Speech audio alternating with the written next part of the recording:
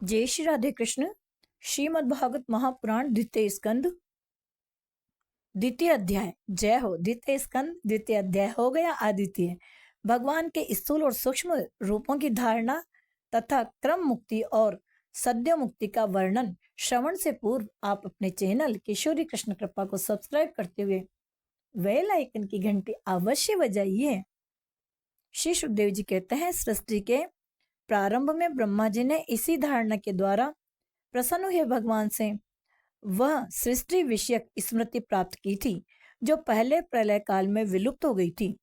उससे उनकी दृष्टि अमोघ और बुद्धि निश्चयात्मिका हो गई। तब उन्होंने इस जगत को वैसे ही रचा जैसा कि यह प्रलय के पहले था। वेदों की वर्णन शैली ही इस प्रकार की है कि लोगों की बुद्धि स्वर्ग आदि निरर्थक नामों के फेर में फंस जाती है।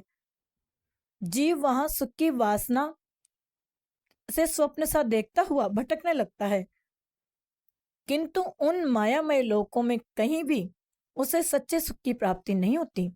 इसीलिए विद्वान पुरुष को चाहिए कि वह विविध नाम वाले पदार्थों से उतना ही व्यवहार करे जितना प्रयोजनीय हो। अपनी बुद्धि को उनकी निस्सारता के निश्चय से परिपूर्ण रखे और एक क्षण के लिए भी असावधान न हो। यदि संसार के पदार्थ प्रारब्ध वश बिना परिश्रम के यूं ही मिल जाएं, तब उनका उपार्जन का परिश्रम व्यर्थ समझकर उनके लिए कोई प्रयत्न न करें। जब जमीन पर सोने से काम चल सकता है, तब पलंग के लिए प्रयत्न करने से क्या प्रयोजन। जब भुजाएं अपने को भगवान की कृपा से स्वयं ही मिली हुई हैं, तब तकियों की क्या आवश्यकता।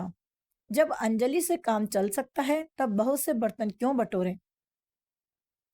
वृक्ष की छाल पहनकर या वस्त्रहीन रहकर भी यदि जीवन धारण किया जा सकता है, तो वस्त्रों की क्या आवश्यकता। श्लोक क्रम चतुर्थ। पहनने को क्या रास्तों में चिथड़े नहीं है। भूख लगने पर दूसरों के लिए ही शरीर धारण करने वाले वृक्ष या फल फूल की भिक्षा नहीं देते। जल चाहने वालों के लिए नदियां क्या बिल्कुल सूख गई हैं। रहने के लिए क्या पहाड़ों की गुफाएं बंद कर दी गई हैं। अरे भाई, सब न सही, यह भगवान भी अपने शरणागतों की रक्षा नहीं करते। ऐसी स्थिति में बुद्धिमान लोग भी धन के नशे में चूर घमंडी धनियों की चापलूसी क्यों करते हैं। इस प्रकार विरक्त हो जाने पर अपने हृदय में नित्य विराजमान स्वतः सिद्ध आत्मस्वरूप परम प्रियतम परम सत्य जो अनंत भगवान है, बड़े प्रेम और आनंद से दृढ़ निश्चय करके उन्हीं का भजन करें, क्योंकि उनके भजन से जन्म मृत्यु के चक्कर में डालने वाले अज्ञान का नाश हो जाता है। पशुओं की बात तो अलग है, परंतु मनुष्यों में भला ऐसा कौन है जो लोगों को इस संसार रूप वैतरणी नदी में गिरकर अपने कर्मजन्य दुखों को भोगते हुए देखकर भी भगवान का मंगलमय चिंतन नहीं करेगा। इन असत विषय भोगों में ही अपने चित्त को भटकने देगा। कोई कोई साधक अपने शरीर के भीतर हृदयाकाश में विराजमान भगवान के प्रदेश मात्र स्वरूप की धारणा करते हैं। वह ऐसा ध्यान करते हैं कि भगवान की चार भुजाओं में शंख चक्र गदा और पद्म है। उनके मुख पर प्रसन्नता झलक रही है। कमल के समान विशाल कोमल नेत्र हैं। कदम्ब के पुष्प की केसर के समान पीला वस्त्र धारण किए हुए हैं। भुजाओं में श्रेष्ठ रत्नों से जड़े हुए सोने के बाजूबंद शोभायमान है। शीश पर बड़ा ही सुंदर मुकुट और कानों में कुंडल है। तेरे माथे मुकुट बिराज रयो मेरे गोवर्धन महाराज महाराज। तेरे माथे मुकुट विराज रयो, तेरे कान में कुंडल सोने का, तेरे कान में कुंडल सोने का, तेरे गले पे जंती माल ओ माल, तेरे शीश पे मुकुट विराज रयो। श्लोक क्रम नवम। सिर पर बड़ा ही सुंदर मुकुट और कानों में कुंडल है, जिनमें जड़े हुए बहुमूल्य रत्न जगमगा रहे हैं। उनके श्री चरण कमल योगेश्वरों के खिले हुए हृदय कमल की कर्णिका पर विराजित हैं। उनके हृदय पर शिव वत्स का चिन्ह एक सुनहरी रेखा है। गले में कौस्तुभ मणि लटक रही है। वक्ष स्थल कभी न कुमलाने वाली वनमाला से घिरा हुआ है। जय हो जय हो जय हो। अति सुंदर मनोरम श्रृंगार। वे कमर में करधनी, अंगुलियों में बहुमूल्य अंगूठी, श्री चरणों में नुपुर और हाथों में कंगन आदि आभूषण धारण किए हुए हैं। उनकी बालों की लटें बहुत चिकनी, निर्मल, घुंघराली और नीली हैं। जय हो जय हो जय हो जय हो जय हो जय हो। उनका मुख कमल मंद मंद मुस्कान से खिल रहा है। लीला पूर्ण उन्मुक्त हास्य और चितवन से शोभायमान भवों के द्वारा वे भक्त जनों पर अनंत अनुग्रह की वर्षा कर रहे हैं। जब तक मन इस धारणा के द्वारा स्थिर न हो जाए, तब तक बार बार इन चिंतन स्वरूप श्री भगवान को देखते रहने की चेष्टा करनी चाहिए। श्री भगवान के श्री चरण कमलों से लेकर उनके मुस्कान युक्त मुख कमल पर्यंत समस्त अंगों की एक एक करके बुद्धि के द्वारा धारणा करनी चाहिए। जैसे जैसे बुद्धि शुद्ध होती जाएगी, वैसे वैसे चित्त स्थिर होता जाएगा। जब एक अंग का ध्यान ठीक ठीक होने लगे, तब उसे छोड़कर दूसरे अंग का ध्यान करना चाहिए। जय हो जय हो जय हो जय हो श्यामा श्याम। ये विश्वेश्वर भगवान श्री कृष्ण दृश्य नहीं, दृष्टा है। सगुण निर्गुण सब कुछ इन्हीं का स्वरूप है। जब तक इनमें अनन्य प्रेम में भक्ति योग न हो जाए, तब तक साधक को नित्य नैमित्तिक कर्मों के बाद एकाग्रता से श्री भगवान के उपयुक्त स्थूल रूप का ही चिंतन करना चाहिए। जय हो। श्लोक क्रम 14। समुद्र मंथन में 14 रत्न निकले थे। उसमें ठाकुर जी का मोहिनी स्वरूप भी ऐसा ही था, सबको मोहित करने वाला। परीक्षित, जब योगी पुरुष इस मनुष्य लोक को छोड़ना चाहें, तब देश और काल में मन को न लगाएं। सुख पूर्वक स्थिर आसन से बैठकर प्राणों को जीतकर मन से इंद्रियों का संयम करें। तदनंतर अपनी निर्मल बुद्धि से मन को नियमित करके अपने मन के साथ बुद्धि को क्षेत्रज्ञ में और क्षेत्रज्ञ को अंतरात्मा में लीन कर दें। फिर अंतरात्मा को परमात्मा में लीन करके धीर पुरुष उस परम शांतिमय अवस्था में स्थित हो जाए। फिर उसके लिए कोई कर्तव्य शेष नहीं रहता। इस अवस्था में सत्व गुण भी नहीं है। फिर रजोगुण और तमोगुण की तो बात ही क्या है। अहंकार, महत्त्व और प्रकृति का भी वहां अस्तित्व नहीं है। उस स्थिति में जब देवताओं के नियामक काल की भी दाल नहीं गलती, तब देवता और उनके अधीन रहने वाले प्राणी तो रह ही कैसे सकते हैं। योगी लोग यह नहीं इस प्रकार परमात्मा से भिन्न पदार्थों का त्याग करना चाहते हैं और शरीर तथा उसके संबंधी पदार्थों में आत्मबुद्धि का त्याग करके हृदय के द्वारा पद पद पर श्री भगवान के जिस परम पूज्य स्वरूप का आलिंगन करते हुए अनन्य प्रेम से परिपूर्ण रहते हैं, वही भगवान विष्णु का परम पद है। इस विषय में समस्त शास्त्रों की सम्मति है। ज्ञान दृष्टि के बल से जिसके चित्त की वासना नष्ट हो गई है, उस ब्रह्मनिष्ठ योगी को इस प्रकार अपने शरीर का त्याग करना चाहिए। पहले एड़ी से अपनी गुदा को दबाकर स्थिर हो जाए, तब बिना घबराहट के प्राणवायु को षट चक्र भेदन की रीति से ऊपर ले जाए। मनस्वी योगी को चाहिए कि नाभि चक्र मणिपूरक में स्थित वायु को हृदय चक्र अनाहत में वायु से उदान वायु के द्वारा वक्षस्थल के ऊपर विशुद्ध चक्र में, फिर उस वायु को धीरे धीरे तालु मूल में अर्थात विशुद्ध चक्र के अग्रभाग में चढ़ा दे। तदनंतर 2 आंख, 2 कान, 2 नासा छिद्र और मुख, इन 7 छिद्रों को रोककर उस तालु मूल में स्थित वायु को भौमों के बीच आज्ञा चक्र में ले जाएं। यदि किसी लोक में जाने की इच्छा न हो, तो आधी घड़ी तक उस वायु को वहीं रोककर स्थिर लक्ष्य के साथ उसे सहस्त्रार में ले जाकर परमात्मा में स्थिर हो जाएं। इसके बाद ब्रह्मरंध्र का भेदन करके शरीर, इंद्रिय आदि को छोड़ दे। श्लोक क्रम 21। परीक्षित, यदि योगी की इच्छा हो कि मैं ब्रह्म लोक में जाऊं, 8 सिद्धियां प्राप्त करके आकाशाचारी सिद्धों के साथ विहार करूं, अथवा त्रिगुणमय ब्रह्मांड के किसी भी प्रदेश में विचरण करूं, तो उसे मन और इंद्रियों के साथ लेकर शरीर से निकलना चाहिए। योगियों का शरीर वायु की भांति सूक्ष्म होता है।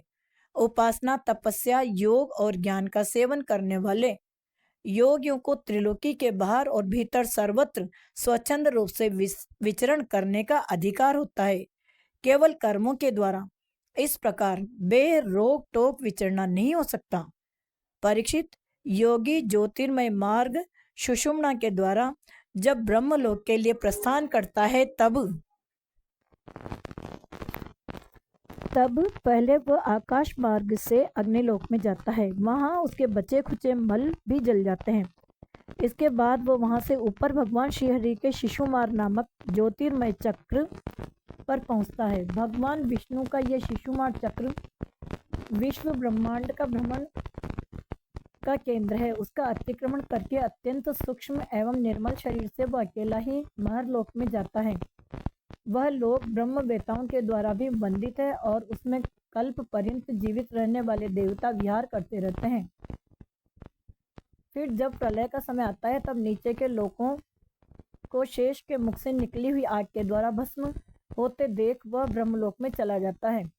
जिस ब्रह्मलोक में बड़े बड़े सिद्धेश्वर विमानों पर निवास करते हैं, उस ब्रह्मलोक की आयु ब्रह्मा की आयु के समान ही 2 परार्ध की है। वहां न शोक है, न दुख, न बुढ़ापा है, न मृत्यु। फिर वहां किसी प्रकार का उद्वेग या भय तो हो ही कैसे सकता है। वहां यदि दुख है तो केवल एक बात का, वह यही कि इस परम पद को न जानने वाले लोगों के जन्म मृत्यु में अत्यंत घोर संकटों को देखकर दयावश वहां के लोगों के मन में बड़ी व्यथा होती है। सत्यलोक में पहुंचने के पश्चात वह योगी निर्भय होकर अपने सूक्ष्म शरीर को पृथ्वी से मिला देता है और फिर उतावली न करते हुए 7 आवरणों का भेदन करता है।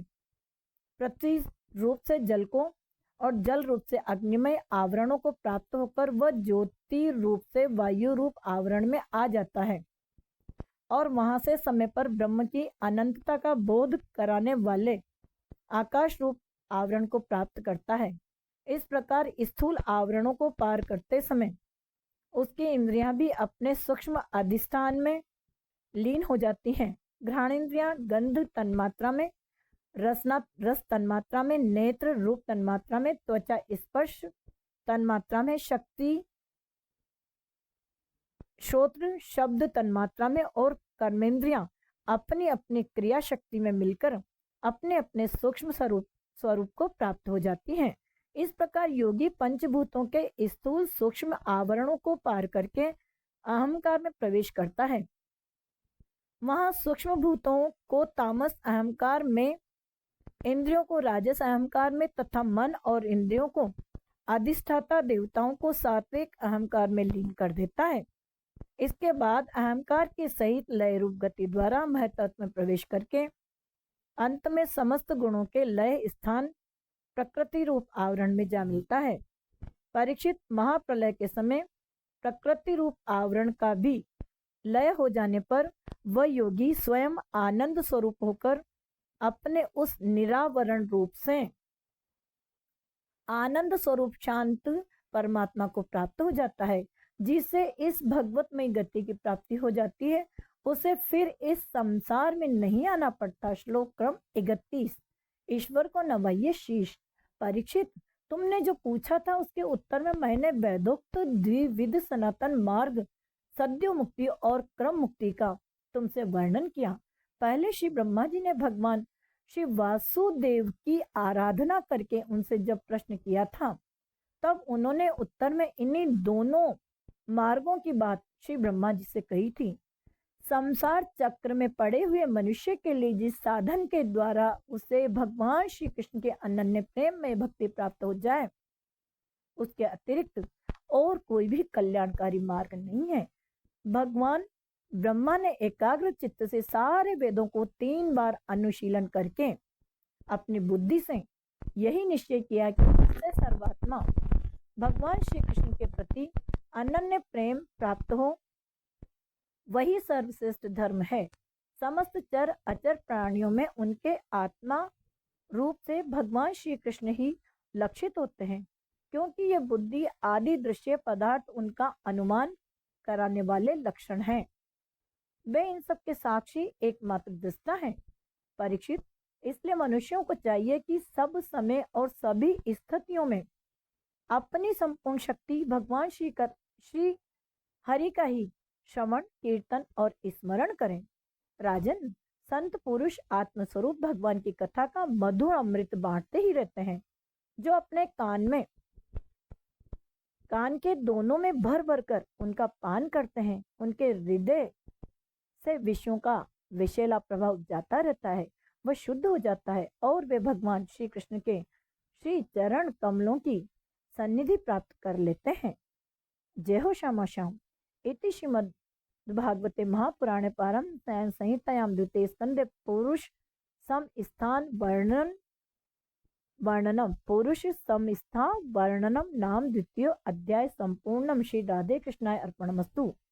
भक्त वांछा कल्पतरु भगवान संग भक्तों की जय हो। द्वितीय स्कंद द्वितीय अध्याय में श्लोक 37 है, त्रुटि के लिए क्षमा। जय श्री राधे कृष्णाभ्याम समर्पणाय अर्पणम अस्तु। जय हो श्यामा श्याम, जय हो सीताराम। आप ही के श्री चरणारविंद में हो भक्तों का विश्राम। जय हो जय हो जय हो। राधे कृष्णाय अर्पणमस्तु, राधे कृष्णाय अर्पणमस्तु, राधे कृष्णाय अर्पणमस्तु।